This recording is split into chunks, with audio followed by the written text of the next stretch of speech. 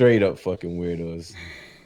And the thing is, a lot of people, I guess they judge you off of a couple tweets or like one or two things. Like, you don't know me. You see me on the internet. You never see me in your life. You never see me in the flesh. So do not say anything about me.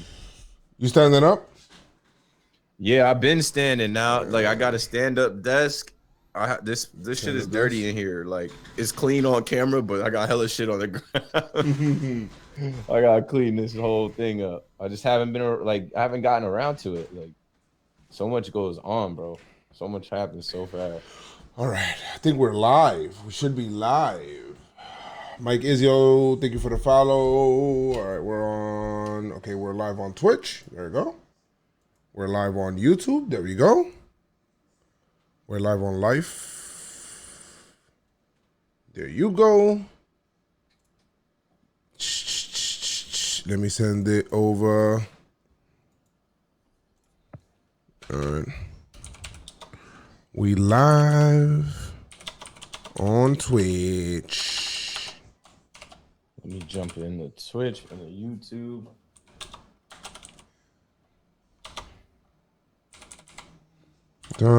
Twitch.tv/Joe.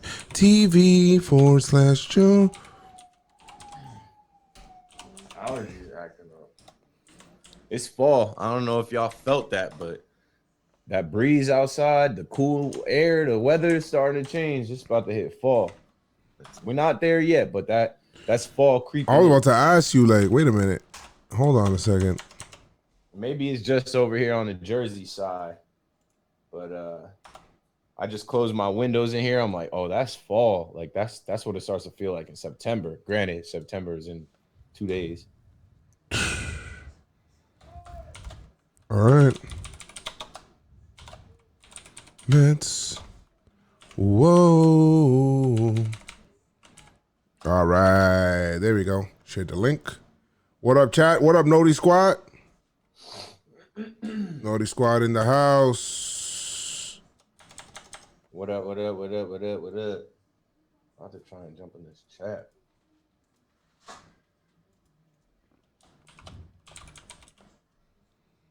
Noti Squad in the house. All right, so we have people saying what up. There we go. We got people in here on Twitch, and we're ready to go. Oh shit, Michelle's in the chat? Oh shit, I gotta watch out what I say. I gotta watch out what I say. I'll take the L, J-Rod.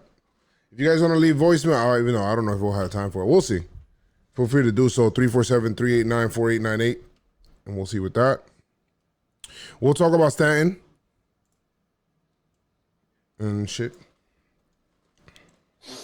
All right. Let me see. Are we ready to start?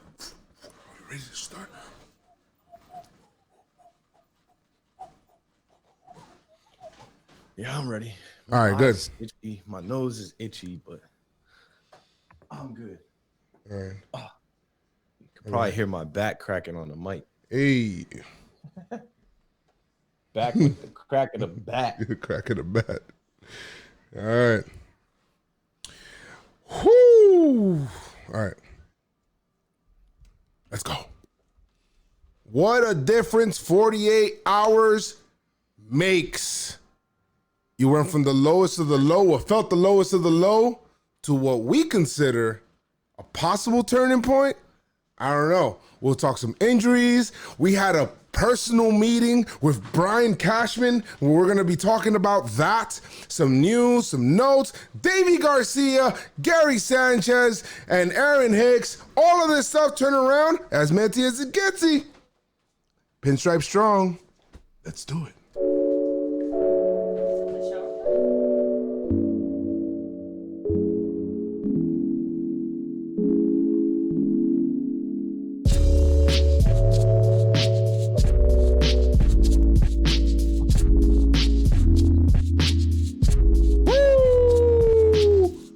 What's going on, y'all? Let's It's your boy Joe's out here, joined by my co-host Keith, and Yo. it is Sunday. What up?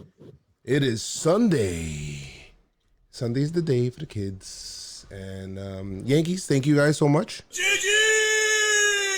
Good games. Thank you guys so much. You guys were awesome.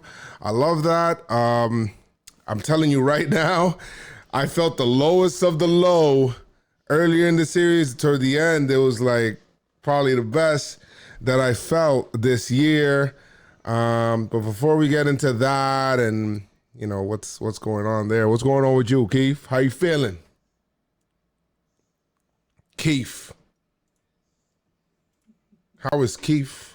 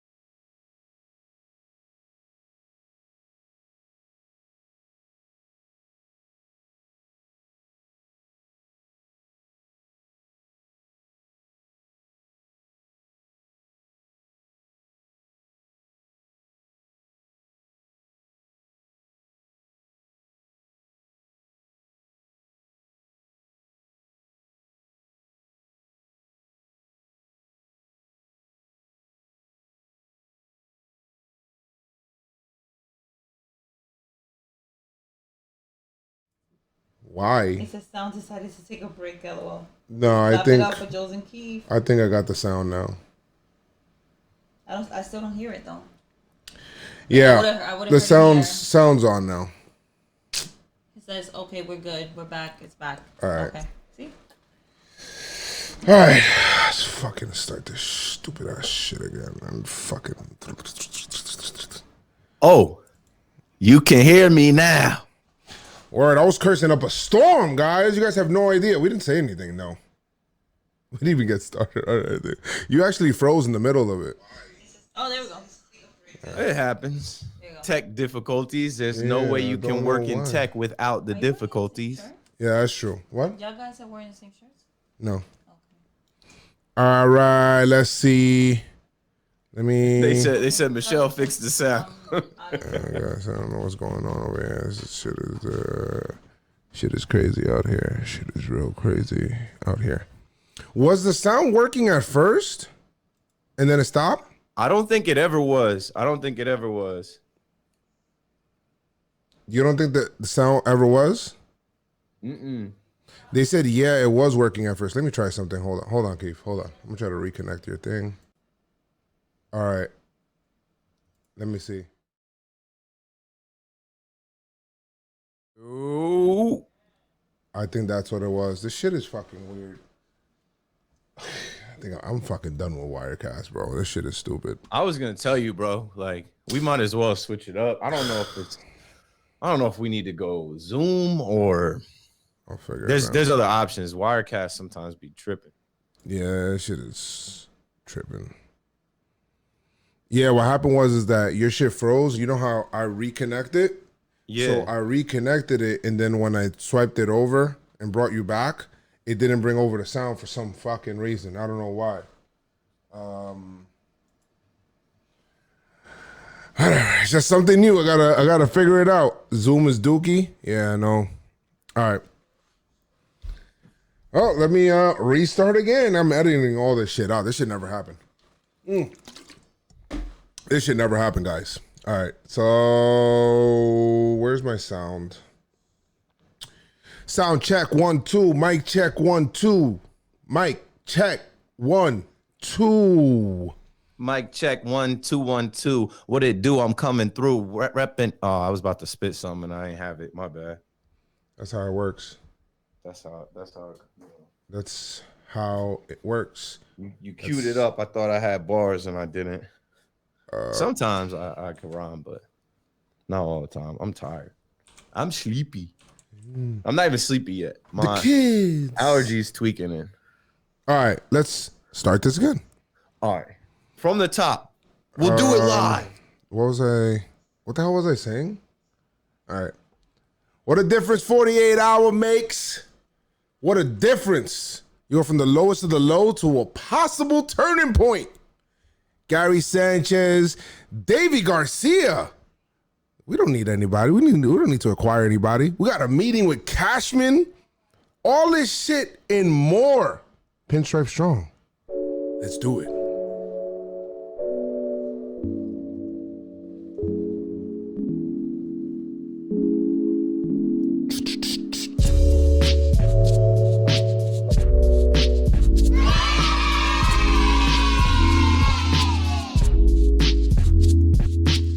All right, guys, it's your boy Joes. And what up, man? Everything's good. Like I said earlier, man. Are we good? Yo. Are we on the air? Yo, we on the air. Bruh. This is wild. I can't believe it. We had a rain delay. Rain delay. As per usual. 48 hours Yankees. is pretty crazy. Are we still out on 7-inning doubleheaders? Who? Me? Are we still out on 7-inning doubleheaders? I was never in. Nah, I feel like I gotta ask that every single because every podcast we got a fucking doubleheader. So It's not for me, bro. It's not for me. I've seen a few of them. I hope that we don't make this a thing past this weird ass bizarro year. 7-inning games, either play them all 7 or play them all 9. I can't watch a 7-inning game thinking that it's 9 and then it's not. And then the way the Yankees play, the way the Yankees are set up in these 7-inning games, I'm always on edge. It's impending doom. Every time I watch a 7-inning game, I'm like, yo, we're going to lose this fucking game. I don't like that feeling. Until we didn't. Yes. Oh, man. Guys, this is your first time on the podcast. This is the Pinstripe Strong podcast. As Keith's shirt says, we're seriously not serious. We don't take things too serious. So don't take us too serious. But we out here looking to have fun and enjoy the Yankees and enjoy baseball and crack some jokes and talk to Cashman about jokes and all of that shit. And that's it. So welcome if this is your first time, and I'm glad that you are here. If you haven't already, voicemail line 347-389-4898. We love the interaction. We love our community. We all about us coming together to build this Pinstripe Strong army, because you can't have an army with no people, because it's just a lonely person. But anyway, this podcast is, of course, brought to you by JomboyMedia! And we are lit. We are covering shit left and right. We got shirts. Look for our shirts. Pinstripe Strong merch at JomboyMedia. Shop.JomboyMedia.com. Keith and I are both wearing our shirts. I have the Sack Flies Underrated shirt. Keith has the Seriously Not Serious shirt. You know, I'm staying safe with this gator or this freaking mask with Pinstripe Strong mask. So thanks for that. But JomboyMedia, shop.JomboyMedia.com. Look for that. A whole bunch of shirts and more to come. More to come all the time.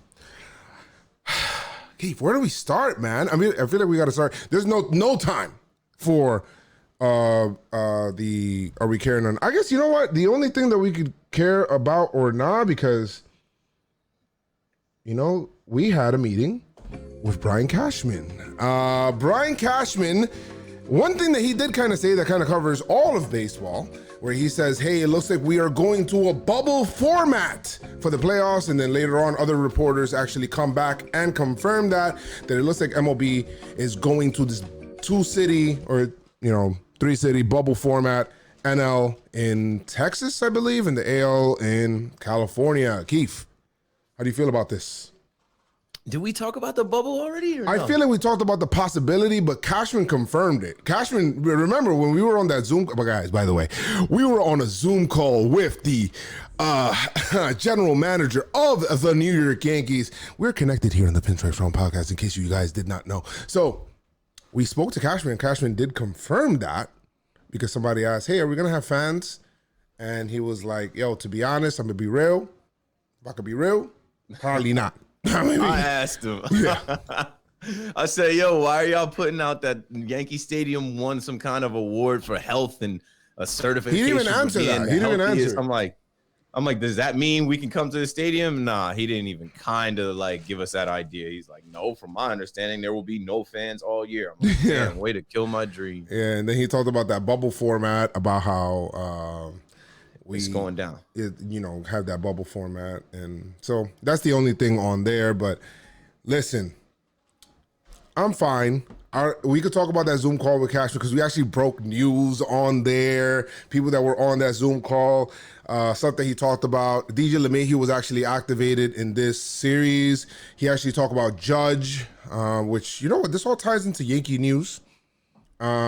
So Judge, when we did ask him about Judge and his injury, he did say that, you know what, to be honest, because this is kind of considered like a failed rehab, this is probably going to take about twice the amount of time as the first time, because we really want to get it out, and calves are really tricky. So that's kind of frustrating. He did give us some good stuff, saying that DJ would be coming back on Sunday. He actually came back Saturday. And he said that Kyle Higashioka would be coming back on Sunday. He didn't come back, and I think that's because fucking Kratz is awesome and amazing. I feel like he's just such a great, positive clubhouse presence, and we should talk about what the hell we're going to do there. But what else did Cashman tell us? He did tell us that Glaber would be like 3 to 6 weeks. He did say Glaber was 3 to 6 weeks. And so that's like shit. He said the important thing is about having these people ready for the playoffs. I get it, but I kind of want these guys here in the season, not trying to figure it out or try to figure out their swing in the playoffs, like Giancarlo's a little bit further back, and then he did say like something else came out today where they said that even though he's a little bit further out, that he might be way far out. Like, yeah, that he's kind of progressing slowly. So I don't know. You gonna make me go back to the old? No, we don't want this. Joes. Nowadays, everybody want to talk. They got something to say. Nothing comes out with the mood. The last but gibberish, motherfuckers. Actually, forgot about Dre. Forgot about G. Go back to the old me. Old me used to say, "Yo, Giancarlo, stay healthy, bro." Year 3 G started, and I kind of got off of that, but it's more the same. Yeah, like he gets a little injury that we don't think is much, and it lingers. Now the $325 million man, wasn't his contract for like 325, like some shit like that. Shit. Olinga. He's hella expensive to be hurt for this long. Like whenever he goes on the IL, it's never a 10-day IL. It's never quick. It's never, I'll be right back. I'll see you soon. It's, yo, we don't know where Mans is. Last year, it was just like missing in action. I told people, unsubscribe me from Giancarlo alerts. I don't want any emails on that dude because it's going to be a while. Right. Here we are again. Well, it's you're gonna take their time with that. Zach Britton, I get it. Zach Same Britton, with Judge. I get it, and it sucks, bro, because Judge spoke up, and Judge was saying, you know, I was ready to go. I was begging not to go on the IL. I was healthy, and then he couldn't even play a 7-inning game. He got pulled in the 6th inning of the second game in Atlanta, and it's like, no. Now you know what? Since you spoke out in the media and said you were healthy, this time. We're going to take double time and make sure you're super good. Yeah. You ain't playing. And you better not talk about it. Right. You better be quiet. Yeah. So then the other thing is that Zach Britton, did throw a 21-pitch bullpen, and he will throw one more before the Yankees can be able to make a decision on activating him. So Zach Britton on the mend and coming back, that'll be a huge boost to the bullpen. We need him back because some of these games, we're throwing shit out there that I'm like, do we want to win this game? We're going Krisky to Heller to Yo, shout out to our boy Bautista, man. Bautista, for inviting us, man. Bautista, thank you so much. Invited us to that Zoom call with Gotista. Invited us to that Zoom call with Brian Cashman. You just made me remember something before we move on, and we gotta talk about the call. And I guess, you know, since we're not doing Karen or Nah, we gotta backtrack a little bit, right? Because this was a crazy week in America in sports. And when we got on the call with Cashman, I was the first one to speak. Yeah. And I asked a hard question. It's tough to ask a question like I asked, but it had to be asked. And I basically asked, yo, what are the Yankees talking about? How do y'all feel right now? What can we expect to see from y'all? Yeah. We had the off day, so the Yankees kind of ducked the whole playing or not playing, choosing whether to play. But, like, people look for you to lead. They look for, you know, the Yankees organization to make a statement or be proactive. And, you know, Cashman, I have to give him credit. He spoke for almost 8 minutes on what the Yankees have done behind the scenes and publicly. He spoke on Black Lives Matter. He spoke on Nelson Mandela coming to the stadium. He spoke on the Steinbrenner family, how they feel, what they've done, and what they're working on.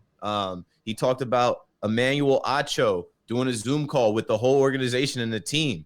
Emmanuel Acho is a guy that does uncomfortable conversations with a black man. You should check it out. Cashman did what he had to do. He spoke on the Kyle Rittenhouse dude carrying a gun. He's like, are you serious? How crazy this is? I tried to lighten the mood.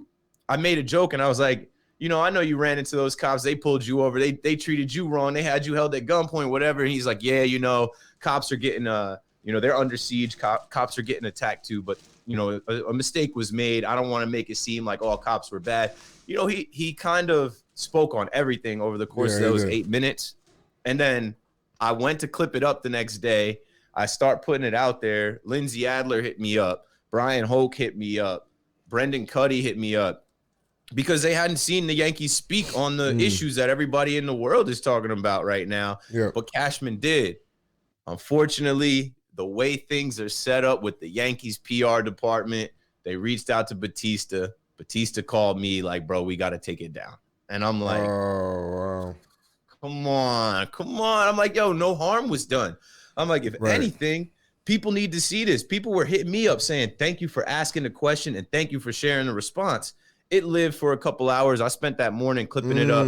I was proud that Cashman spoke on behalf of, I guess, the Yankees and everyone else. But the Yankees PR department, I don't think they wanted Keith McPherson being the one to put out an official statement on the climate of America through my Twitter. So they reached out, and I don't want no smoke with the Yankees. We're on the same team. When the games start back up next year, I'm going to be right there in the stadium. I'm trying to be in the suites with Batista. I don't want no problems. You say take it down, I'll take it down. I still got the files. It still happened. Joe's heard it. He was on the call. I was on the call, and we all good. Yeah. So, I mean, it's good. I'm happy about it. Well, I'm happy with that. Happy that Cashman did come out because I did speak with Yankee minor leaguer Kanan Smith, and I was talking to him. He's like, "Yeah, man, I'm glad that you guys asked that. So that's cool that he came out. He was with it. He might show up on the podcast because I told him I'm like, yo, man, because he's the Yankee minor leaguer. Get him on the pod because Cashman mentioned him. He mentioned Gittins. Yeah. Young and Gittins. Young and Gittins. Young and Gittins. He mentioned those guys, these young black guys that are in the Yankee system. You don't see them playing with the big club, but they're in the organization. He mentioned those guys spoke up and said, we need to hear you say Black Lives Matter. We need to hear what you're doing. We need more from you. And then they had those tough conversations. They had the open dialogue. Like the Yankees are doing it behind the scenes. They're not public with everything like you want them to be, I guess. But it's all good. Like they're putting the right energy out there. It might not be enough for everybody, but hey, I was satisfied with it. Yeah, I was good with it. I'm happy with it. Cashman, so he was cool. Like Cashman had a whole range of just different questions because people were asking him, fans like me and you, or you and I, or however you're supposed to be said, us, we's. So I mean, I did ask Cashman like, I asked him a question about like, with the trades, and we'll talk about the trades too, because the trade deadline's tomorrow, and I don't think the Yankees are gonna really do much if they do anything. But I was like, yo, so how quick do you answer the phone and say, hey, this is Brian Cashman, Gleyber Torres is not available, and he was like, to be honest, at the point right now, like people don't really ask you for Gleyber, but I did, like last year, somebody's like, I would need a player like this. He's like, whoa, buddy, like I'm not. What the hell are we talking about here? I'm like. He says, but then again, he sees some trades that go around in baseball. He's like, whoa, they got what for who? He's like, so I guess you never know until you ask. So that was pretty funny. I kept it real light with Cashman. I don't really keep it too serious. So I asked him some stuff about DFAing Cole because Cole got smacked. So I did that. I was like, yo, are we gonna DFA Cole? Obviously, so maybe looking to acquiring a starting pitcher. He laughed, and then he gave us a long answer with that. So it's good. Happy with that. But Cashman, you're a friend of the podcast. Officially, we're like best friends. So we're probably, Keith's probably gonna invite him to his wedding. He knows you. He knows me. That's facts. Like he going knows to the wedding. Both of us are. We've seen him in real life on Zoom. Talk to him. We in there, bro. We in there. Wait till we get back in the stadium.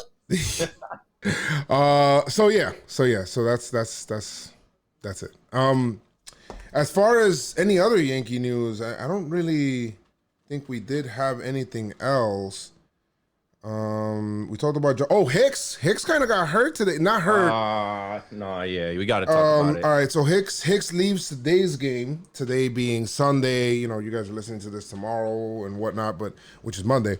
But Hicks left Sunday's game after he had a great come from behind, which we'll get into. But he left the game with cramping in both calves. Like, oh shit, bro, eat a banana. He he left the game. Yeah, he left. He left, and then Boone said that he was, it's not that serious. So that's good, I guess. But also the Aaron Judge thing was like, oh, it's not that serious either. But they said it was just cramping. That they're convinced that it's just cramping, not a pull or anything like that. So as captain of the Hicks Hive, there's 2 hashtags. I use hashtag Hicks Hive, like Future Hive, Beehive. I made the Hicks Hive.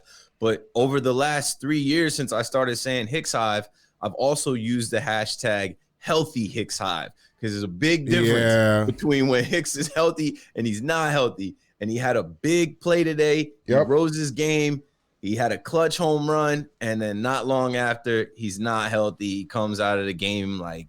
Well, let's see him play another game before we say he's not healthy. So hopefully. We don't know what it is. It's weird. Both his calves, so 2 leg injury, both his legs. I don't know. He had cramps, 2 cramps. Yeah. In each calf. I don't know. I guess if you're cramping in both calves, you're super dehydrated. Eat a banana. Maybe he was drinking last night. Maybe he had a couple drinks after. Come on, Hicks. I need you, bro. Bro. Stay healthy. So Gio Urshela, which is weird. This came out of nowhere. Had a bone spur in his elbow. That's why he wasn't in like a game 1 lineup. But then he was good. He ended up coming back. I guess he's gonna play through that. What is a bone spur? I don't know. A bone spur is like a loose. A bone spur is like a loose bone that people usually get like cleaned up in the off season.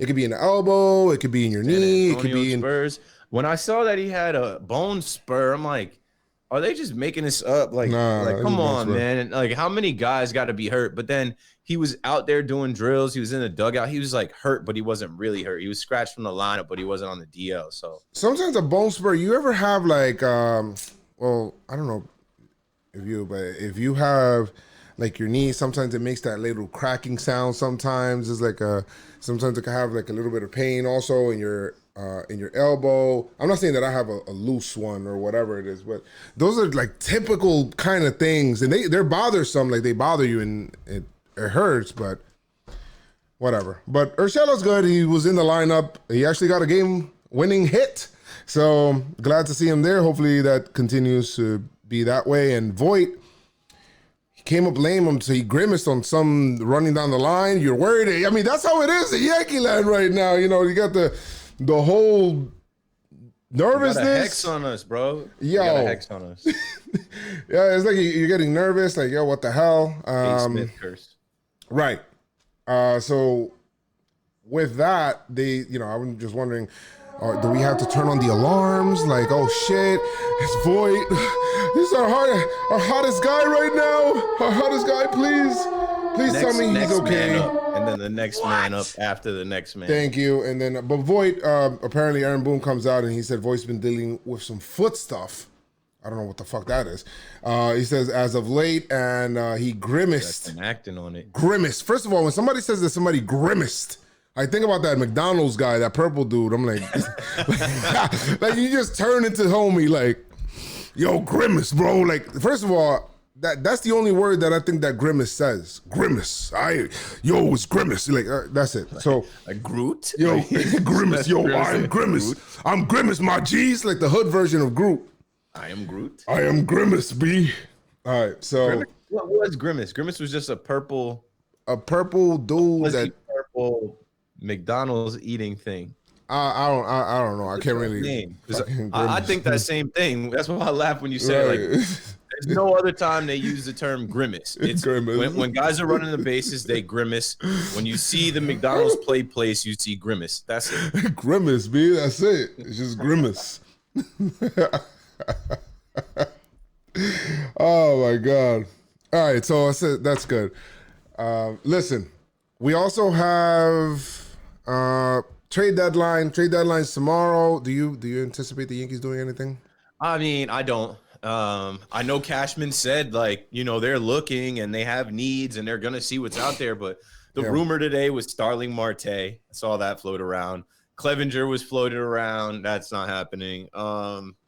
I don't know. I would like to see us get a starter. But you know what I saw today? Debbie Garcia is ready to pitch. So Yeah, it looks like he's ready to pitch. We also got Clark Schmidt. And that's another thing we asked Cashman about. We asked Cashman about Clark Schmidt and Debbie, and I'm fine with Debbie coming up first. I'm fine with what Debbie did today. More than fine. But bro, that Clark Schmidt button can be pressed as a weapon at any time. It can be deployed. Cashman said that there's a lot of varying circumstances when it comes to trades. And by the way, Chris put something in the chat that he says, Mike Clevenger, rival teams believe that he's going to the Padres. And then Chris says that means he's a Yankee, right? Obviously not. So Clevenger might be going to the Padres. Padres having a great year. He says that basically going back to what Cashman was saying, he was saying that there's a lot of different circumstances, man. In previous years, I feel like with the way that Cashman told us, I feel like he gets a trade, right? That he finally is comfortable with. And then he has to kind of like sell ownership on like, this is why we need to do this because of this. And you could earn more money by doing this. Cause he said, usually previous years, I'll come to them with a trade, be like, yo, Steinbrenner, bro, like, look, you could get this guy, you get this guy, and now you'll be able to make X amount of money on concessions and playoff tickets and all that stuff. But this year's none of that because of everything that's going on with the, Corona and bubble and all that stuff. You're not going to be making any money. At the same time, Yankees would then they need to do that. So usually they weigh that with acquiring more salary. So if you're acquiring more salary, sometimes you can offset it with that. But because of what's going on, even the Yankees, the mighty Yankees, they had to furlough like 60 workers and stuff like that, which sucks. People that are not going to be getting paid still get to keep their medical throughout the rest of the year, but they're not going to be getting paid. Yankees furlough those people. What are the optics of, we're going to add salary, but we're releasing 60 people? Like, that doesn't look good either, right? So it's like, word, I could pay, you know what I mean? But so there's a lot of things that come into play. Then it's like, let's just say I get a starter, we're only going to get them for like 3-4 starts kind of thing in the regular season. What if that guy gets COVID and then I lose that guy? It's like, what I'm going to do? So there's a lot of like things that kind of made me think like, I don't know if the Yankees are going to make a move. And if they do make a move, it has to be for somebody that they can control past this year, right? That's what I came away. I don't know if you felt that way, Keith. No, I did. I mean, listening to Cashman, I don't blame him either. I don't blame him, bro. I don't blame him.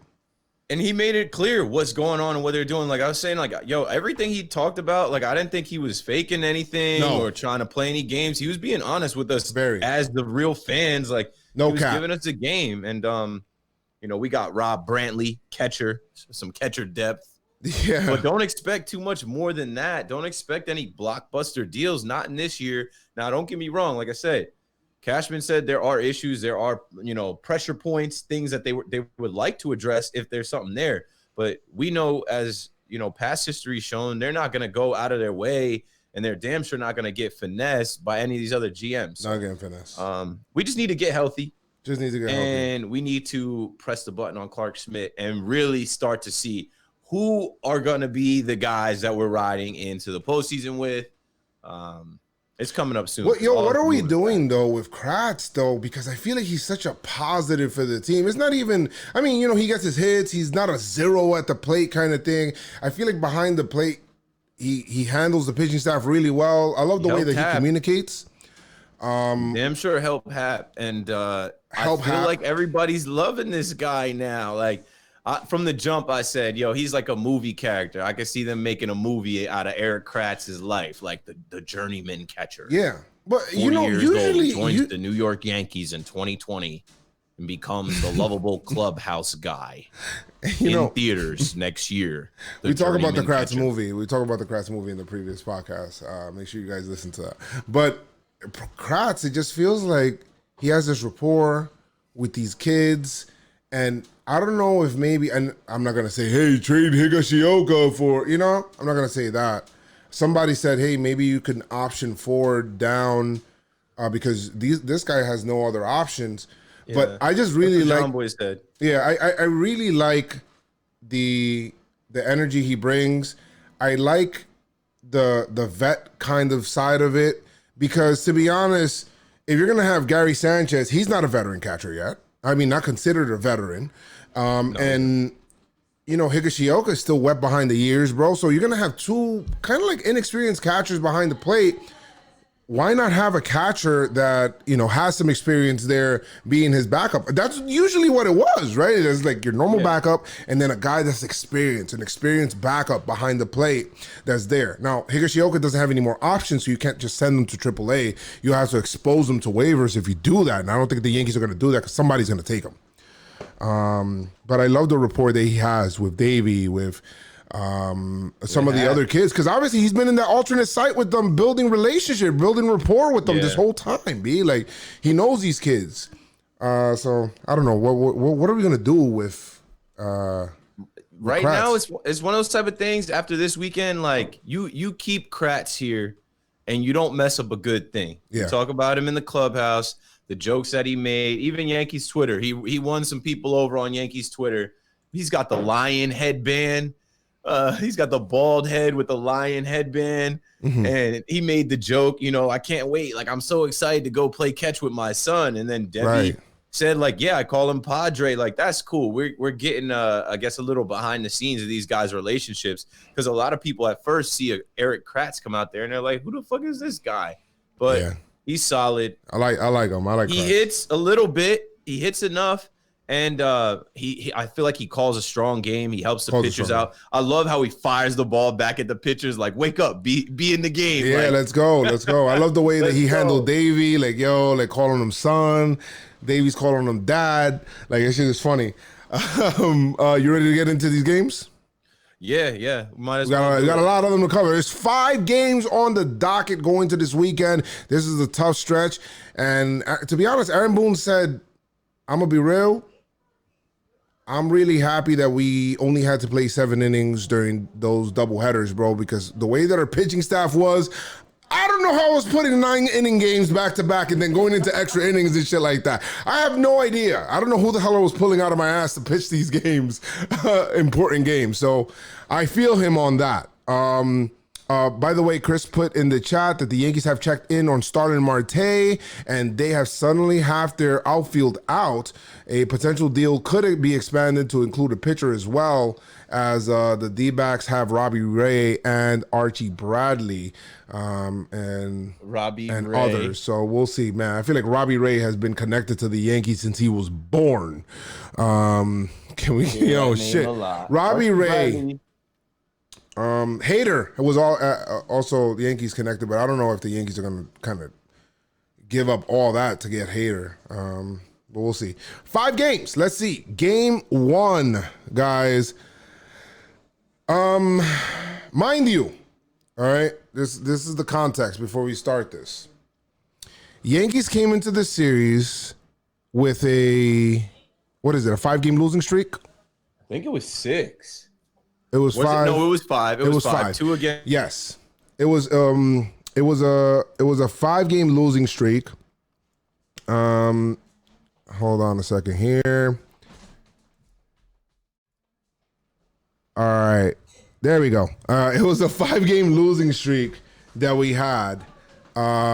So we kind of had, like, if it felt like a must win, like these games against the Mets felt like the most must winniest games of the must, like, we just had to have these. And especially with the way that this game started, and in this game Montgomery started and he was pitching well and he looked good, and he gave us 5 strong, by the way. 5 strong, 6 strikeouts, looking good. Love that. But listen, I don't know what happened in this game, an implosion. Clint Frazier started off this game, with us with a score. He was able to get a double, bring in Luke Voigt. Yankees up 1-0. Let's go. I'm thinking the cure for the Yankees is the Mets. Gary Sanchez walked in a run as well. It's 2-0. Let's go. That's what I'm talking about. Then Clint Frazier hits a 2-run homer in the bottom of the second. That's what I'm talking about. The masked band is alive, baby. Love Clint Frazier. Love what he's doing. Good shit. 4-0 Yankees on top of the Mets. You're singing the praises, and especially with the way that Jordan Montgomery was looking. He was looking just excellent. But Mets get another one back in the 5th when Montgomery throws a wild pitch, which some say Gary should have blocked. I don't know. Gary, listen, man. Gary needs to get in front of some of these things, man. Some people don't realize, yes, Gary Sanchez can be a lot better at blocking pitches. But also sometimes Gary Sanchez is looking for a different pitch than he gets, or looking in a different location, and the pitch lands somewhere where he's like, whoa, he's not expecting it. And he's got that quick of a time to react. So sometimes it's on Gary, sometimes it's not. It's 50-50. Yeah. Go ahead. In this case, in my honest opinion, it was pretty bad. Fielding with a lot of that. them this week were on Gary though. Yeah. So then that ball, that ball gets away. It's now 4-1. They get out of the inning, no problem. Montgomery's still cruising along. 6th inning happens, and I don't know what the hell happened in the 6th inning. It was it was weird. Chad. Andujar had 2 errors in this game, and he was taken out in the 6th, by the way. He looks really rough. He doesn't can't play third. I'm sorry. Yeah, I think I heard John Boy tell Jake in the pregame in between these. He said, how the hell did we play a whole year with Andujar at third? I don't want to hate on Andujar. I love De Lo Mio, you know what I mean? But it's different times. It don't look too good, bro. It just doesn't. That 6th inning from hell, I hated. I hated with everything in my freaking fiber and body. 3-run homer. Couch slumped. I think I got sick in this game. I don't know what the hell happened. Hey, bro, I laughed at that video you on the couch for 10, 15 minutes. I was like, my man is I couldn't believe it. Green. It all started, and the Yankees made some defensive subs. Hilarious. JD Martinez. JD Davis comes in, and he gets a nice little single. It's like, all right, whatever. He gets a single. And then Conforto gets a single. Okay, we got runners on first and second. They go out there, go talk to him, bring in Chad Green, let's go. Chad Green proceeds to give up a 3-run homer to Pete Alonso. And not Chad. Chad, baby, come on. What are we doing here? And you know what? It's a catch-22 because, and then people's like, oh, how the hell are you going to take out Montgomery? Montgomery was cruising. You got to give him a chance there. I'm like, yo, but what if Alonso pulls out? If Alonso hits a 3-run homer off of Jordan Montgomery, what are you doing? He looked really bad against him. And I was thinking at that point in time, maybe leave him in kind of thing because he looked so bad against Montgomery. He just didn't look good. Anyways, a tie game, 4-4. Then another homer. Green allows another homer against Dominic Smith, who's impressed me in this series. I like that guy. I just like Dominic Smith. Like the way he hits. I just love his approach. I like it. Jake Marisnick homers as well. And 3 homers in the fucking inning. Yankees went into that inning up 4-1. And then we're down 6-4. They would, to be honest, that's the end of it. They wouldn't do anything else. Yankees would go on to lose that game 6-4. That shit sucks. Voigt had 3 hits in this game. He would stay hot. Frazier had 2 hits in this game. He had 3 RBI, which is a great game for him. Other than that, nobody else really did anything. Yankees did leave some men on base. They had 9 men left on base in that game. But Green coughed it up, man. In that game. I would say this game is the Green game. Chad Green, bad Chad. Like, that inning was terrible. And I'm a big Chad supporter. I'm a big Chad fan. And I couldn't blame it all on him. I'm like, yo, we broke Chad because we didn't pitch him for 10 days. He had off. He was chilling, and he had a bad outing against the Braves. He had a bad outing against the Mets. Whatever. I'm off it because we did get good Chad today. What else from this game? Oh, your boy Flash Float. Oh, yes. Estevan Florio season. Yes. Welcome to the show. He would get his first hit. Got his first hit. We've been hearing his name since I was 15.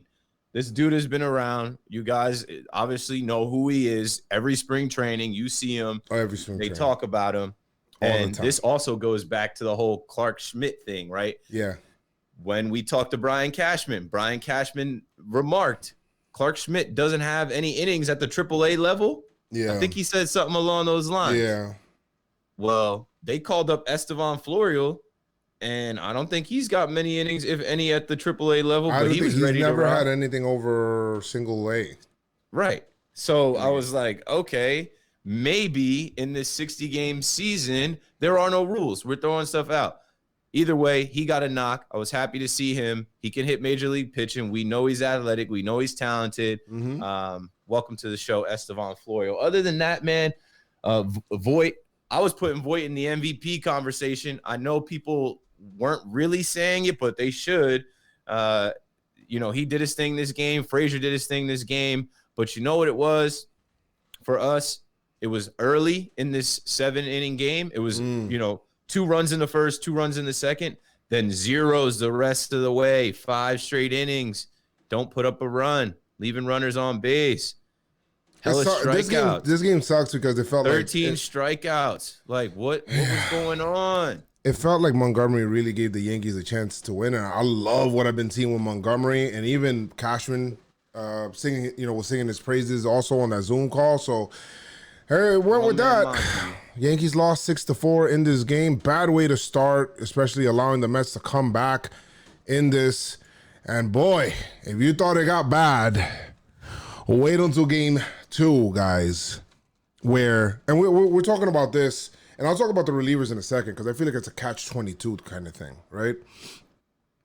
Yankees in game 2 would, of course, go on to lose to the Mets. This game is wacky because somehow, some way, the Mets are the home team because this is the made-up game. It's in Yankee Stadium, but the Yankees are the road team. I don't know how that works. Dominic Smith had a single in the first. They got 1 run. The Yankees tied it up with Kratz. He got a single. Then they took the lead with Aaron Hicks single. And then Gary Sanchez got a bases loaded walk to then bring in another person. So now it's 3-1 Yankees. Let's go. That's what I'm talking about. But you still kind of wanted the Yankees to do more in that inning, right, Keith? Like, even though we got that walk, I just felt like we left a lot on the table. We had bases loaded. We didn't really do anything there, especially when we had in that, what was that, the 3rd inning? In that 3rd inning, we had, after that Gary walk, we didn't have, I think we had one out. So we had bases loaded, 1 out, and then then Topman double play. Inning over. Shit's done. That sucked. My man Loaizica started this game. I was so pleasantly surprised with what the bullpen gave us this game. Loaizica, Ottavino, Nelson, Cessa. Let's stop there. Everybody there did really well, guys. I was surprised. 1 run given up through those innings. What is it? Through 5, what is that? 5 innings? 5 innings. That shit was good. We're happy with that. Well, how could you not be happy with that? Anyway, Nimmo was able to get a run off of Nimmo was able to get a run for the Mets. It's 3-2. Yankees still got the lead. Then we got Chapman. Chapman comes in. Even though it's a 3-2 game, let's go ahead, let's close it out. And Keith, a lot of people talk about the Devers homer, and they asked me about Devers homer, right? A lot of people don't know. The very next night, the Yankees are going against the Mets, Okay, Ahmed Rosario was a rookie. Okay, Ahmed Rosario was a rookie going up against Aroldis Chapman the very next night. He didn't blow the save, but he gave up a home run that brought it within one run, like to Ahmed Rosario. So he homered against him before. I was already like fucking dying from the first game, and then some Yankees get walked off in Yankee Stadium. My God, by Ahmed Rosario. That shit threw me for a loop, bro. I was so done. I was like, yo, the Yankees. Impossible. I was like, what? What? What's going on here? This is, again, another high leverage reliever that we have. First, it was Chad Green in game 1. Then now it's Aroldis Chapman in game 2. And mind you, this is his second outing since he's come back up for the IL. That's what I was saying. It's a catch-22. And trust me, it's, there's another reliever that would give it up as well and make us freaking start, being upset. But the way I kind of look at it, Keith, with the relievers, for them to be effective, they have to be able to pitch. For them to pitch, they have to pitch consistently. And they have to pitch, so that they can get in some kind of rhythm and get their arm in shape so that they can continuously keep pitching. That's the same thing with Britton. That's the same thing with any one of them. If you don't pitch, sometimes you're too strong. And if you're too strong, you can leave pitches up. You're not locating as well. Your pitches are not going where they want to because you haven't been out there, really. And you can't really do too many side days with relievers because they need to be available every day, bro. It's not like a starting pitcher that he could just have his side day, kind of work on things, and he could still keep his location in between starts. Bro, like, you need these guys to pitch. I don't know. People want to kill the pen. People want to blame Boone. But I look at it as like, listen, we just need to, like, at some point, people need to do their jobs too. Like, the relievers need to do their jobs. We could blame Boone all day. People, oh, Boone, you made the wrong move. To be honest, it's only the wrong move until it doesn't work. Yeah. Right, Keith? It's a coin toss, right? But the thing is, like, if you call heads and it lands on heads, nobody talks about what would have happened if it landed on tails. Like, it's 50-50. Nobody talks about it. With these guys, they're not robots. The only robot on this team is DJ LeMahieu. Thank you. That's it. These relievers are not robots. You can't just boop, boop, boop, program these guys to be able to relieve in high leverage situations all the time. Not if they haven't pitched for 10 days. But both Green and Chapman hadn't pitched for like a while. Usually, if you're paying attention on Twitter and we're about to bring a reliever in that hasn't pitched for a while, someone will tweet out, this guy hasn't thrown since. This guy hasn't pitched since. And that's usually a recipe for disaster. Everybody wants to get at Boone. Everybody wants to throw Boone's name out there. I wouldn't slander Aaron Boone right now because he handed the ball to his high leverage guys with the lead and they lost it. That's the goal. The whole goal is to get your starter out with the lead and hand it over to the bullpen. And we did that and we fucked it up multiple times. Now, some people are going to say, well, it's Boone's fault for not pitching these guys. Another thing with Aaron Boone, he has some help. It's not the end-all, be-all with Boone from the lineup to the decisions made out of the bullpen.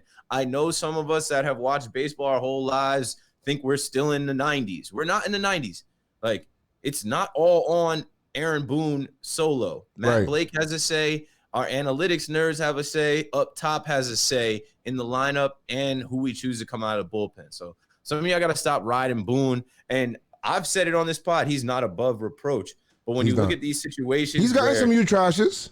He's gotten some. Yeah, we have given him trash, son. Yeah. And he's not a player. But, like, what you have to look at is the fact that he elected to go to these guys like Chapman, like Chad Green, like Zach Britton in big spots with the lead, and they gave it up. They didn't do their job. That's not on him if they don't do their job. If they do their job, all is well that ends well, Well, by the way, the Padres did get Aaron Nola, so man, they're looking to do it this year. Yeah. I think the Padres are the one team that's like, hey, we're hot.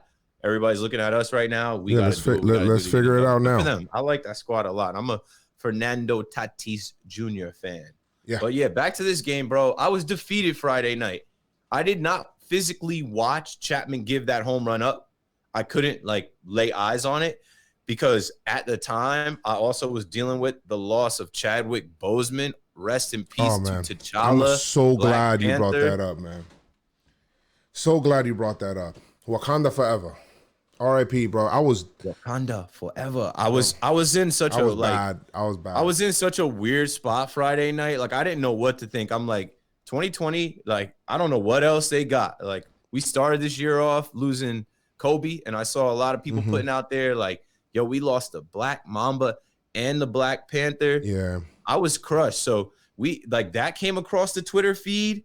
I just logged Austin off. Nola. Sorry, like, Austin Nola, not Aaron Nola. I put out that night, I said they were supposed to make Black Panther 2. I'm out. And I just logged off. And then when the whole Chapman thing went down, I couldn't physically watch it. I was in the bathroom, like brushing my teeth, getting ready for bed, and I hear it, and I had a laugh, but like I was defeated. I was like, yo, did the fucking Mets just walk the Yankees off in Yankee Stadium? I hate this year. I blame Manfred. I blame Donald Trump, the coronavirus. Yes. We are supposed to never, ever see that happen in Yankee Stadium. Never. When we just did. That was bad. And by the way, definitely R.I.P. Chadwick Boseman. And listen, it was Austin Nola, not Aaron Nola. Okay. So sorry. Big difference. I was even thinking, I'm like, whoa. Really came up there. It was, the Padres aren't playing. Who they sent in exchange it's for not Aaron that. It's So anyway, so listen, I look at it as with. I was really bad because of that. I almost kind of like I don't want to say I didn't care about the game because I was really, really, really sad when it came to him, you know, and there's a lot of stuff that he did in the community and stuff like that. But R.I.P. Black Panther, man. You're the man, bro. Chadwick Boseman, gone way too soon. Wakanda forever, brother. All right, so we lost that game, got walked off in our own house. That was frustrating to say the least. At Yankee Stadium. And here's another thing I was thinking, Joe's. This would never happen with fans there. In New York versus New York, you know how those games are, right? What they call premium games at Yankee Stadium. Premium games are Mets games and Red Sox games because they sell the most tickets to those like casual fans that aren't like us, not the diehards that be at every game, like the people that just want to go to, they just want to go see the Red Sox or they want to go see the Mets. That game, those two games, like that doesn't happen. The Yankees don't get swept by the Mets in Yankee Stadium with the Yankee fans there and some Mets fans. It's just weird energy without the fans this year. I don't like it at all. I don't either, but you know, it's what we got. And you know, that's horrible because like I said earlier, giving you context, it's 7 straight losses. You're thinking, holy shit, we're fucked because it's 7 straight losses and we have J-Hop tomorrow. Oh my God, this is going to get worse. And the Rays keep winning.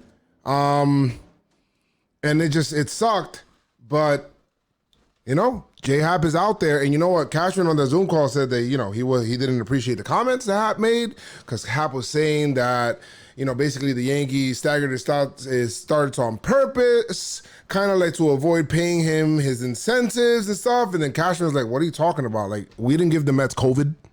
What are you talking about, bro? We didn't give the Mets COVID, you fucking idiot. Fuck out of here, bro. So, yeah, so that was kind of weird that he even said that. And Cashman seemed like fucking offended that he would even say that. So that was funny, you know, to hear. It's not the Yankee way. Idiot. You know, and I know that these guys are media trained on what to say and not say. And anytime we hear someone like Aaron Judge say, I was healthy, I didn't want to go on the IL, or Hap say like, yeah, it's pretty, you know, it's pretty easy to see why. Like, hey, they definitely didn't tell you to say that. Yeah. We had a lot of close games with the Mets this week, man. We could have easily gotten fucking swept the whole way, bro, because in the first game, this is basically the scoring, guys. First inning, you have Voit hits a home run. Then Ramos in the 8th hits a home run. By the way, this is the first 9-inning game. So if you're here in the 8th, you're like, oh shit, whoa, what do you mean 8th? Is this extra innings? No, this is the actual regular game, which we're not really used to doing anymore. But this is a regular 9-inning game. It's now 101, which sucked because Hap was going great. 7 1/3 innings, 3 hits, dominating, was dotting his fastball. Guy was in and out, going good, no problem. Point of contention, people was like, oh my God, you're a fucking idiot, Boone. Why would you take him out? Because yet another high leverage reliever would come in and give up the lead as Ottavino came in and gave up a home run to Wilson Ramos. But listen, I said it before, these relievers need to get work in order to be effective. I don't blame Boone there. You know, I get it. You know, it's a 1-run game. Do you really want to go out there and die with Hap in the 8th inning? I understand that Hap had, how many pitches? He had 90 pitches, right, Keith? So you're thinking, yeah.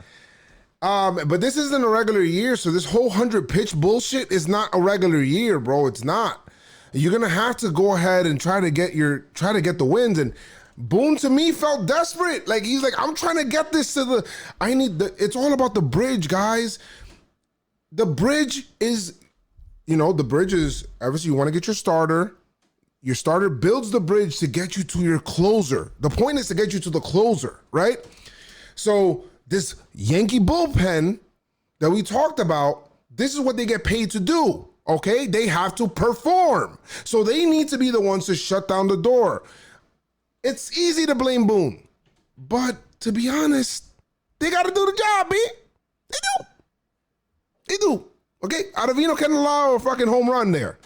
All right, how about you just don't allow that to happen? Yeah, bro. Like Otto, come on, dude. That's the one thing you can't do. Don't give up a solo shot in that spot to tie it. And they did. Like, don't even offer them a pitch that they can drive deep like that, but it is what it is when you miss your spot. And like you said, it's Boone's job to put them in position to win. He can't go out there and pitch.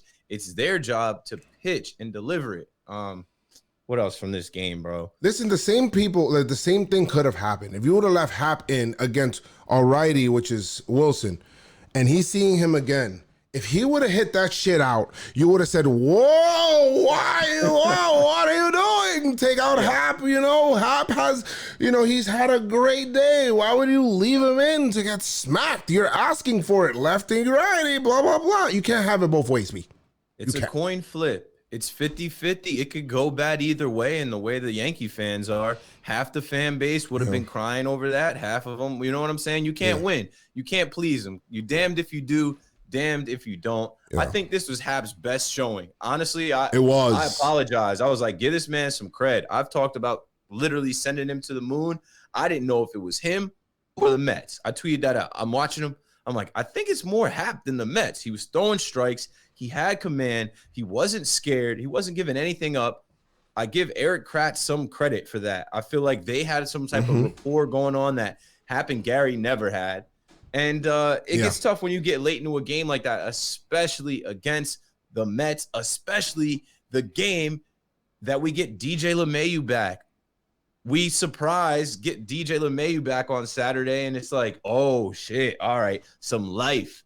The machine, my MVP, your MVP, DJ L MVP, he's back. But it didn't end. I mean, it could have been worse. All is well that ends well. It didn't end bad for us. All that's in the past. That's another thing I was saying on Twitter too, with like Talking Yanks. They put out the polls like, should Boone have left Hap there? Should Boone have put Chad Green in?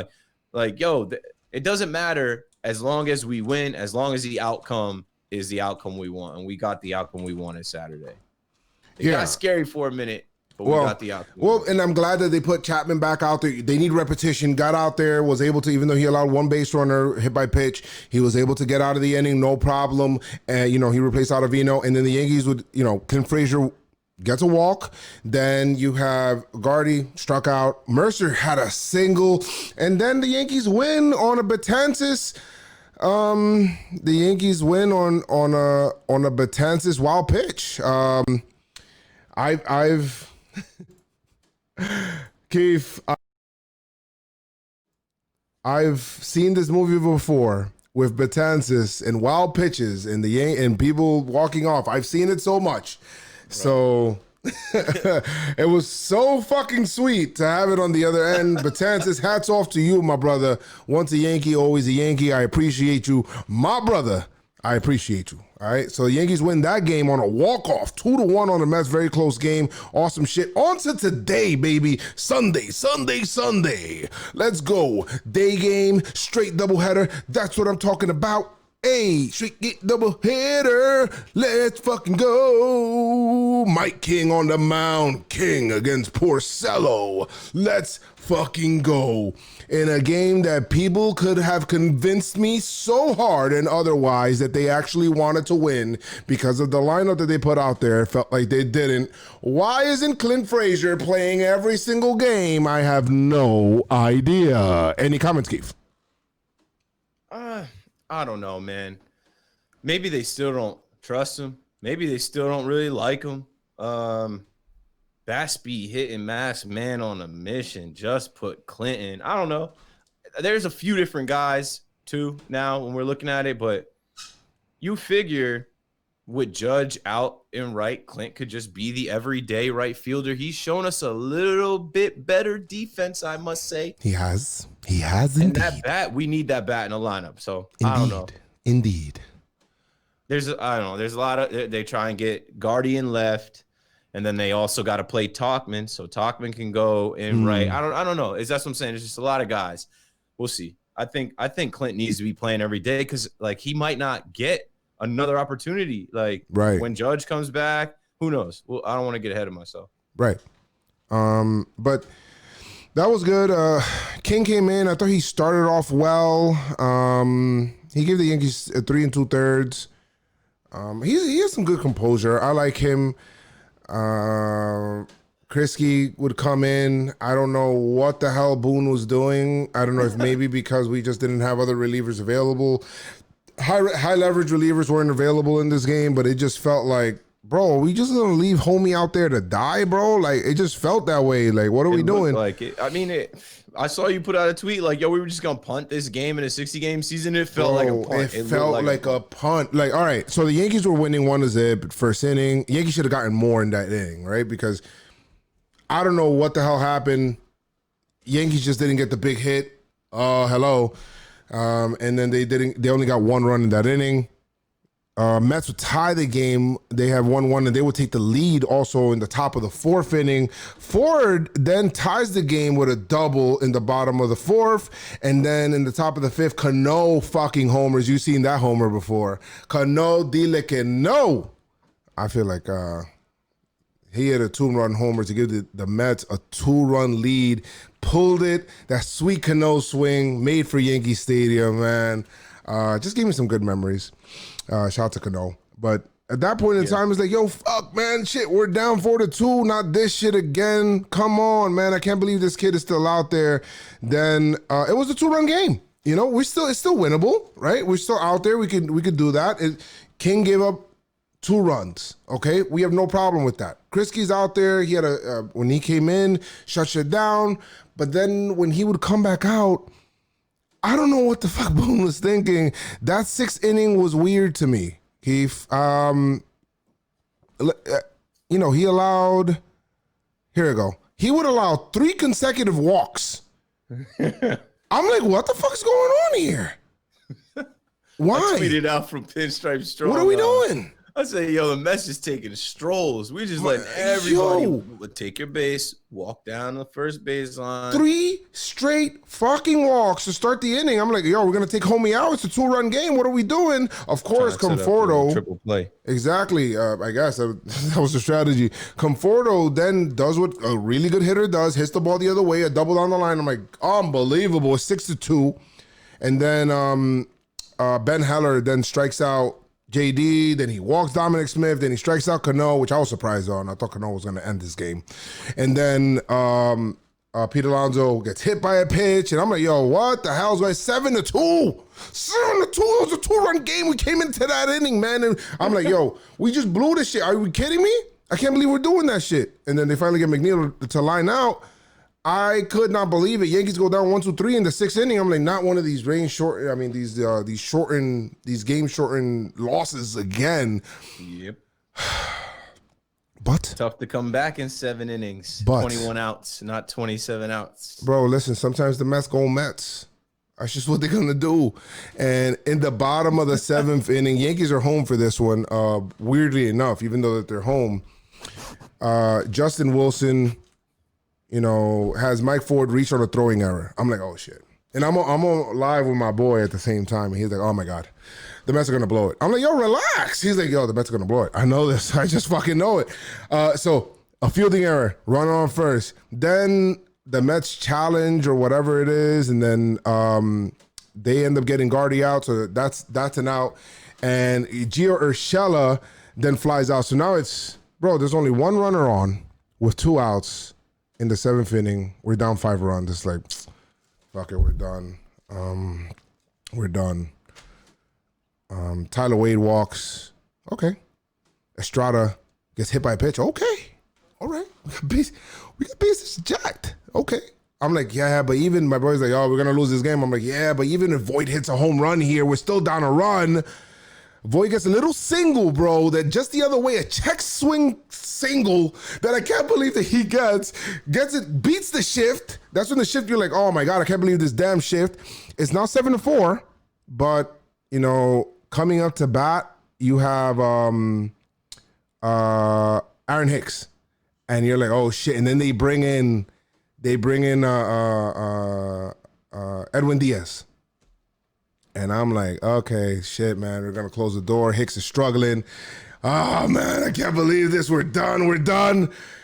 My man, Hicks, puts one in the sticks. Let's fucking go. And he ties the game at 7.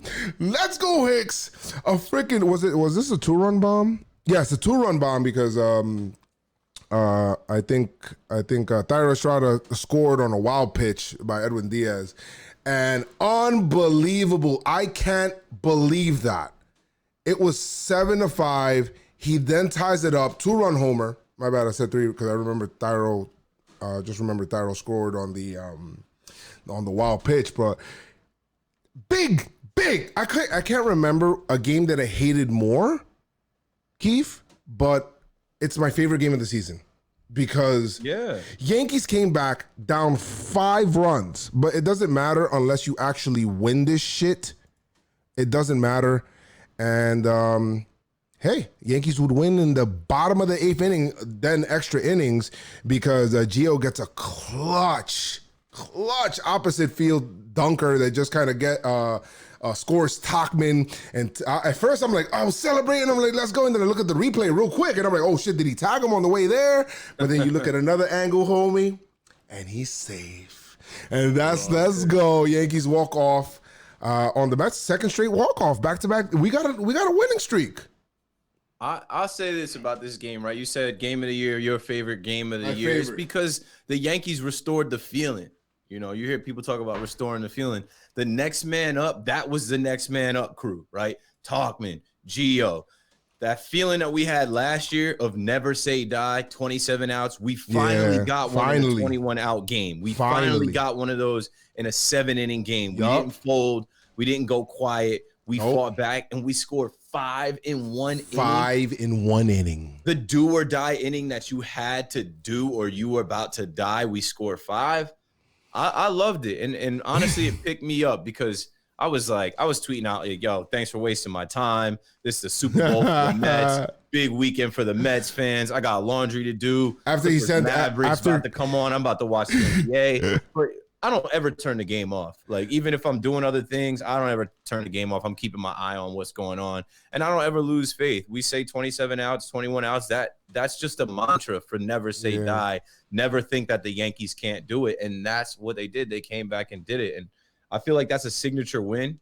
That's a win that we needed, because if we would have lost that game like that, that would have just been, it would have been terrible. It would have been terrible, but hashtag so Mets, as Metsy as it getsy. Nobody can out-Met the Mets but the Mets. That's such a Mets way to lose. Like, just collapse. You have it all right in front of you. and you just give it all right back so fast. It was fun to see. In my mind, you know what I heard? Like as soon as, with the 5-run lead, with 2 outs, 5-run lead, and as soon as the ball left Hicks's bat, all I heard was, like the credits roll.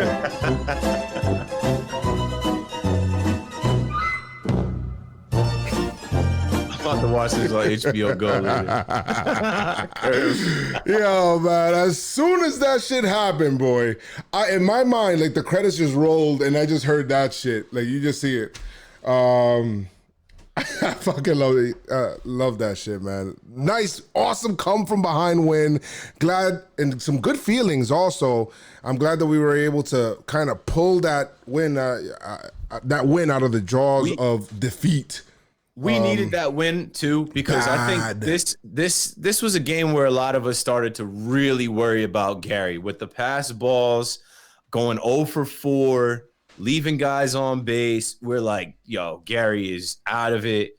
I defend Gary, and today was one of the first days where I was like, I can't defend this anymore. It's hurting us. It is literally hurting this team. We're playing against the Mets, and we can't handle the Mets because one of our star players, and I don't know if y'all realize this, Gary Sanchez is a star player on the Yankees. He might not have big money, but like since Gary was 16, he was signed with the Yankees, and everybody knew he was going to be a star. We needed more out of him. So for us to figure out how to pick that game up was dope. Gio Urshela with the clutch pinch hit. Like I said, it restored the feeling. The next man up crew, Tachman scoring and spiking his helmet, like it just gave you the vibes that we had last year of like, yo, we're not out of any game. The Yankees are never done. We can always come back and win. And it gave you the feeling of like, yo, these are the Mets. Like we can have a guy like Krisky Green go in the game, give up 5 runs, and the Mets will give us 5 runs back in the in the 7th inning, and then we'll go and win it in the 8th. It was great. We needed it because we now we're on a winning streak. If we didn't win that game right there, it would have felt as sweet to win both games today. Meet the Mets, greet the Mets. Step right up and beat the Mets. That's what I'm talking about. Hell yeah. Let's go. Listen, the next game 5, right? Can't believe we freaking blew through 5 games just like that. This one was an awesome game as well. Davy Garcia, awesome feel-good situation. Davy Garcia, de lo mío personal, get the Brugal, let's go. Vamos, papá. That's what I'm talking about. The youngest Yankee to probably start since, since Phil Hughes. Yo, super young. Homie. 21. Came 21? out there. 21. What's 2 plus? What's 2 plus? What's 2 plus 2? What's 9 plus 10? 21. You stupid. My man was stupid. Nice, boy. He was out there, 6 innings, 4 hits, 1 run. It wasn't earned. We'll talk about that. 6 Ks. Davy Garcia was locating. He was dying. He was painting. Píntame. Le diré el pintor. He told the painter, I'm here to work today, okay? Put down his paintbrush, and he's just painting on the outside of the corner, inside, up. He's freezing these Mets hitters all over the place. That's what I'm talking about. Yankees would get their first score, and their only score in almost the entire game. Tyler Wade hit a home run. Of all people, hit a home run. He hit a shot, took the slow stroll around the bases, which he's usually blazing around. Then Dominic Smith hits an RBI single off of Davy Garcia, which doesn't seem fair, bro, because the pitch before, the reason why there was a runner on base, guys, was because the ball got by Voit, 2 base error. That just sucks, bro, but it's baseball. Yeah. Baseball's not fair. He would leave his first game with a no decision, but you're thinking, damn, man, we're fucking done. Like, yo, what the hell? Are we finished? Are the Mets going to come back? Because the Mets are the home team in this one, guys. Okay? It's 2020. The Mets have home games at Yankee Stadium. That's just what it is. Boo. That would have been me in the stadium. Boo. Yeah. Listen to the building of this top of the 8th inning. We're in extra innings. Brett Gardner's on second base right now as he was placed in as the runner because we have a designated runner in the extra innings. Clint Frazier would then work a walk, and Giarshella, oh, he has another chance? Nope. He flies out. Drew Smith then intentionally walks Mike Tauchman. We now got bases loaded for Eric Kratz. Woo, Eric Kratz, let's go. Nope, says Aaron Boone. Aaron Boone comes up and says, I want to do something, and it's only one thing. Please, do this for me. Release the Kraken. Release the Kraken. Gary Sanchez de lo Mio with a bomba. We out of here. Grand slam to left center field. That ball is still falling onto the bleachers. Let's go. Yankees up 5-1. Whatever happened for the Yankees, there doesn't really matter. Let's go. Yankees gonna win easy, right? Wrong. It's not that easy. It's never easy. It's hard to sweep doubleheaders. And Jake Marisnick, of course, he struck out in the very next inning. Doesn't really matter. They got to run on second. Then Guillorme, some dude named Guillorme, Luis Guillorme, I don't know. He walked. And then Jeff McNeil has a ground out. I don't know. There's an out. There's 2 outs. Let's go. We're done. Don't worry about it. We're going to get this. Let's get this. Come on, man. Come on, brother. You got this. Come on, Holder. Just hold the door, please. Nope. He would allow Conforto to get a single, and now they got bases loaded, boy. They get a run. Dominic Smith. Well, no, they had a bases loaded after Dominic Smith got a single, and I'm like, Holder's still out there, man? Like, what are we doing? Why is Holder still out there, bro? And I was nervous. They bring in Luis Sessa. And I'm like, yo, we still don't have like all of our relievers available. You're not thinking logically in that situation. Wilson Ramos then strikes out to Luis Sessa. Nice little curveball. Good shit. Yankees win 5-2 and sweep the doubleheader to pay back the other doubleheader that they got swept in. And very nice for Davy Garcia. I do see here that, let me see here. Davy Garcia, here we go. Davy Garcia, the first pitcher in Yankees history with 6+ innings, 0 earned runs, 0 walks in his MLB debut. I like that. I like that too. I do. And honestly, I'm talking a lot about, the impact of fans. For Davy Garcia to have his debut today and pitch so well with no fans in the stadium, maybe it helped. Maybe that extra pressure, that added pressure of the fans not being there, maybe it helped him relax because, he had command. He was just sitting up there ready for people to step in the box, had a good pace. He wasn't afraid. Imagine him facing Robinson Cano. Yeah, he made some. He wasn't afraid of Cano at all. I loved it. And, I was pissed. When I saw that ball skip under Luke Voigt's glove, I'm like, I got at Luke. And people came at me a little bit for that. But I'm like, I don't care what he's done at the plate. I don't care if, he's hit a home run every single day. We're talking about him in the MVP. You got to pick up that young man. You got to be on that. You can't have an error in the late in the game like that. And it sucks because I feel like whenever we put together a good start, we spoil it. And yes, It was not an earned run, but it's still a run. He was I thought Debbie was about to put up zeros. He deserved to put up zeros, but the Yankees show me from time to time that they're a little lackadaisical, that they're not all there, whether it's on the base pass with the base running or guys not making plays like that. It's yo, we should be sharper than this. This only gets a pass for the Mets. And that leads me into what I want to say about Gary, because I was just as pumped as everyone else to see Gary hit that grand slam. But then when the game was over, I kind of came back to life, and I was looking at Mets Twitter and what they were talking about with Drew Smith. That guy sucks. Drew Smith versus Gary Sanchez. Gary Sanchez should send a fastball from Drew Smith down the middle. He should send that shit to Mars every time. And he did. And I think Boone gets credit for pinch hitting him there and not sticking with Kratz. He knew, hey, we got to get Gary's confidence back. Here's a perfect time to get his confidence back against Drew Smith, who the Mets had just sent down. Yeah. I mean, the Mets just sent homie down. They did. And like, so the thing is, it's like, okay, this is one of their minor league relievers. And then I don't watch the Mets postgame, but I'm on Twitter, and some of the Mets fans said that Luis Rojas got asked about, why he didn't put Drew Smith in. He said, I don't trust Drew Smith. And that was in the game before with a 5-run lead, and they elected to go to Diaz and whatever, and Diaz gave it up. But then in the next game, he puts him in a tie game. He gives up, he gives up a grand slam. Like, what I'm saying is this, right?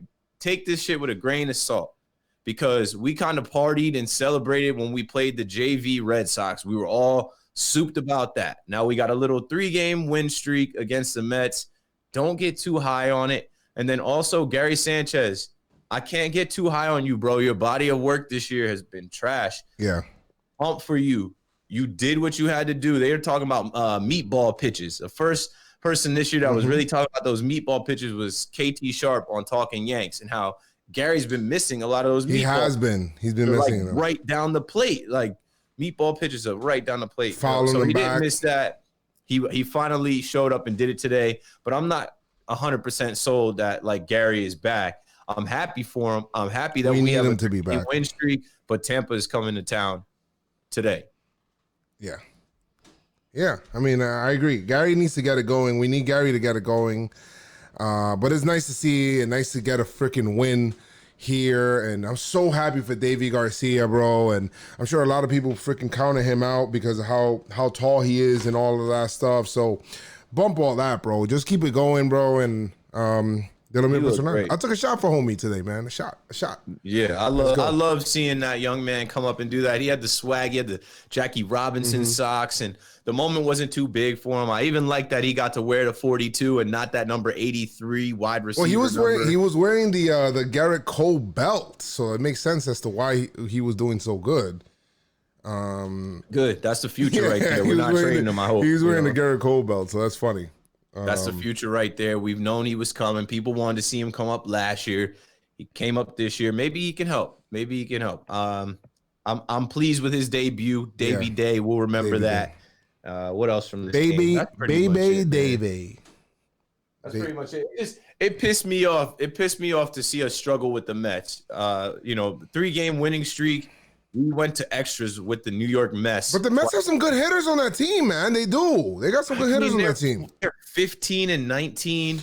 Before this series, they were struggling bad. We saw the video with Brody Van Wagenen, and they said Jeff Wilpon wanted them to go out and then come back out for the Black Lives Matter protest and then play a second game. Yeah. Like, they just sounded goofy. No one can outmet the Mets, and I don't find solace in the Yankees beating the Mets. We're supposed to handle this. Listen, homie, that's just 5 games. I'm happy we got them. All right? We need them. Don't get me wrong. We absolutely needed them, but we got the Rays coming to town, and then the week after, the Blue Jays are coming to town, and they're right on our ass. If you take a look in the standings, the new baby Jays, the young Blue Jays, they're right on our ass, and I guarantee you they want to smoke with us the whole month of September. We're going to have to fight them this whole month of September. So, all right. Let's get into it. I mean, like I said, I'm seriously not serious about this series. Like, this Mets series, I'm glad it was over. It's over. And another thing I want to say about it is we got here. We only got into this, 5 games in 3 days because of COVID-19 last weekend. Right. It wasn't supposed to be like this. We were supposed to play them in the Bronx and play them in Queens. We didn't get to do that. We hosted this whole thing. We got a weird-ass moment where the Mets, swept the doubleheader from us Friday and walked us off. Good for them. That was their Super Bowl. But this is in the past now. I hope this is the turning point. I hope this is the playoff push starting now. I hope this is, okay, everybody taking shit seriously as we get into September and make the push to October. Yeah, that's it. That's what I'm with. That's what I want. That's what I desire. Please, let's take these games against the Rays seriously, because we sweep the Rays. We cannot allow the Rays to sweep again, bro. There's no way. I mean, we're 3.5 back of the Rays right now, I believe. So these games are very important. These games are worth double. Keith, we were home, so you get your trash first, even though, were we home? I don't know. So who is your you trash performer of the series? This young man came in and he got one out, and I was kind of pumped. I think I put out, Krisky creamed him. But Brooks Krisky, we already sent you down once, and then we had to send you right back down. I don't know what he was with the gang. He was with the mob. What was he thinking? I don't know what he was thinking. Yo, he gave it up, and we're playing the Mets, and you can't come to New York and give it up like that. I don't know when we'll see you again, Mr. Krisky, but you trash, son. You trash, son? For me, in this series, I'm going to give it to... Let me see. I could give it to... Bro, shit's up. Some people here. You know, Estrada didn't do anything. Someone said Estrada? I'm saying Estrada. He didn't really do anything in this series. I thought someone was saying in the chat. I mean, he had some glove work, but no, at the plate, this is a guy that we've known for his bat in recent time. Nah, he's not really doing it at the plate. He's not. I feel like the relievers kind of came back to redeem themselves, with the exception of Ottavino, but I'm gonna go ahead and I'll give it to Estrada. You know, this is a learning experience for you. You got to get one of these. You trash, son. You trash. So now the Pinstripe Strong performer of the series for me. Okay, I'm gonna give it to. Shit, damn. I'm gonna get. You know what? I'm gonna give it to Davy Garcia. Right. I'm gonna give it to Davy Garcia because. Homie came up, rookie. We know what happened in the exhibition game against the, against the Phillies. He got rocked.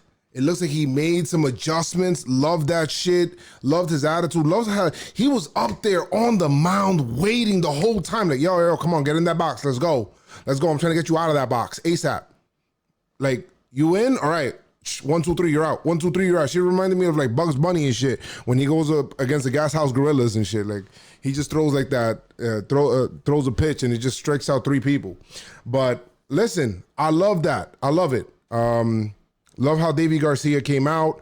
Hopefully he can build on this, continue with that, and maybe he's the starting pitcher that we're looking for. So Davy Garcia, you're the Pinstripe Strong performer of the series for me. Look at that, Davey, young Davey, first game MLB debut, and you're already a Pinstripe Strong performer. Woo! I could rock with it. I like it. I mean, if you had to give it to a pitcher, I'd rather you give it to that young man than Hap because he's got a future with us. Hap does not. For me, I gotta give it to this guy, and I hate that he got hurt. Aaron Hicks, you know I'm the leader of the Hicks Hive. Hashtag Hicks Hive, hashtag healthy Hicks Hive. I always call for Aaron Hicks to raise his game. People hate on him. They don't know why we paid him, but that's why I say he's got to raise his game. He's a contract guy. He's someone that the Yankees did give the bag. They expect you to contribute. They expect you to pick it up when guys like Judge, Giancarlo, and Glaber are out. And he did. He had a clutch home run, and you know what? I always look for that clutch gene. What players have it? You all know he has it. You saw what he did to Verlander in Game 5 of the ALCS in the Bronx last year. That was huge.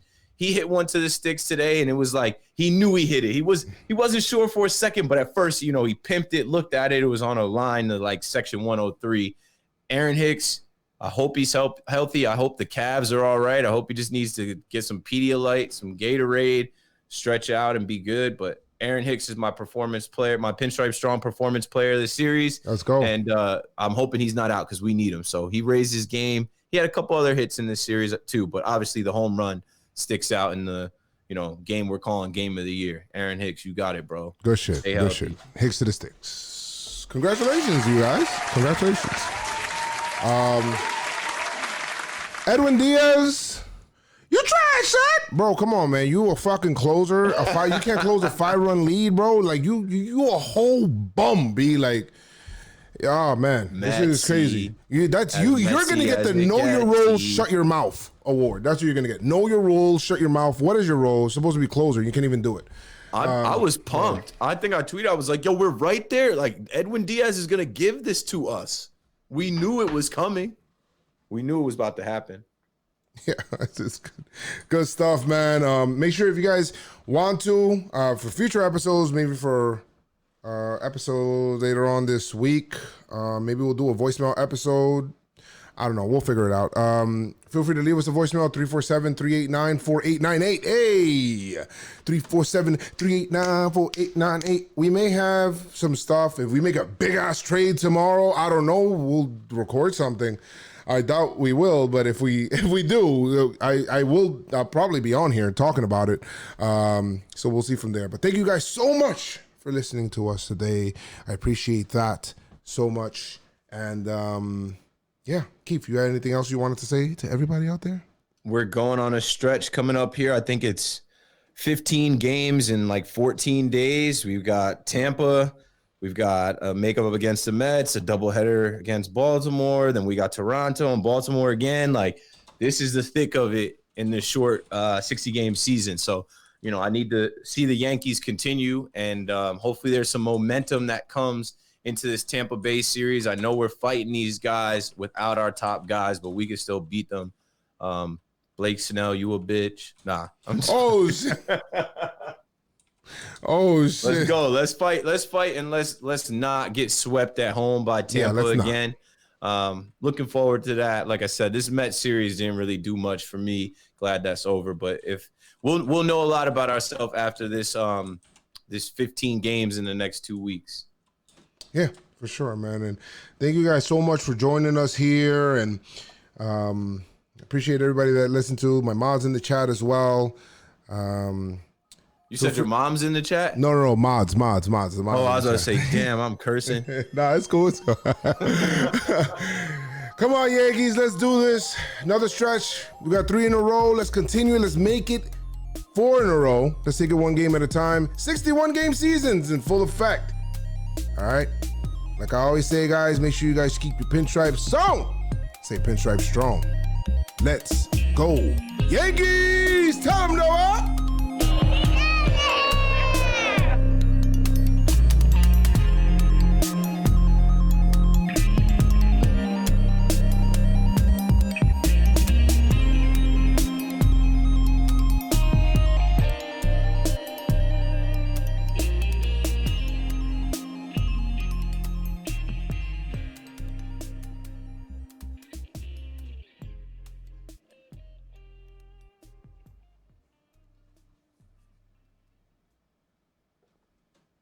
Lit.